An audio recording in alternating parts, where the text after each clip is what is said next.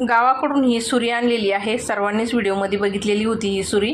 तर चला म्हटलं त्याचं काहीतरी चांगल्यापैकी उद्घाटन करावं। तर पनीर त्यांनी कट करून घेतलं चांगलं मी।